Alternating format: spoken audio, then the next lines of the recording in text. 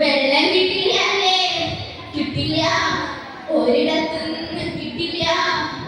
44 നദികളൊഴുകുന്ന സംസ്ഥാനം, ദേശീയ ശരാശരിയേക്കാൾ 2 ഇരട്ടി മഴ ലഭിക്കുന്ന നാട്.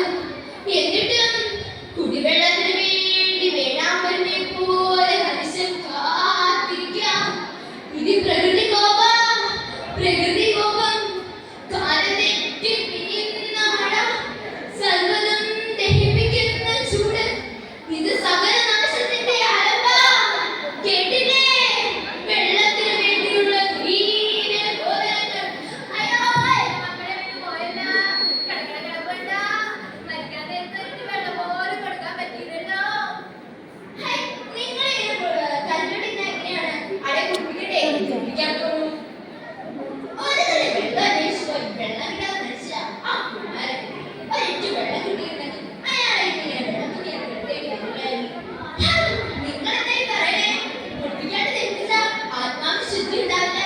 മാത്രമല്ല മറ്റു കർമ്മങ്ങൾ ചെയ്യാൻ വേണം എന്ന് ആരെങ്കിലും പോയി കുപ്പിയിലെങ്കിലും വാങ്ങിട്ട് വരിക. വെള്ളം കുടിക്കോ വൈകുന്നേരം എത്തും. വൈകുന്നേരത്തെ കണ്ട അഡ്വാൻസ് തന്നാ വൈകുന്നേരം എടുത്തേക്കാം. ചേട്ടാ എന്റെ അമ്മയുടെ വയനാട്ടിൽ കിടക്കാം. കുടിക കുടിക്കാൻ പോകുന്നത് ഒരിറ്റു വെള്ളമില്ല. ഈ കപ്പലെടുത്തിട്ട് ഒരു കുപ്പി വെള്ളം താഴെട്ടാ സാരമില്ലേ? വൈകുന്നേരം ആകുമ്പോ വെള്ളത്തും അതിന് വെള്ളം കുടിച്ചിട്ടാ കഥ. അതിന് നീ വാ, നമുക്ക് കുഴി പോയി നോക്കാം. നല്ല ആ വെള്ളത്തിൽ അമ്മയ്ക്ക് കൊടുക്കാം. ദീപുവേ, ഇത് കുഴിയാണോ? കഴിഞ്ഞ വർഷം കുഴികളെ പറ്റി പഠിക്കാൻ ഞങ്ങളെ സ്കൂളിൽ നിന്ന് കൊണ്ടുവന്നത് ഇവിടെയായിരുന്നില്ലേ? വനവാസകാലത്ത് മാഞ്ചാലിക്ക് തീരാണ് പാണ്ഡവർക്ക് തീരുക.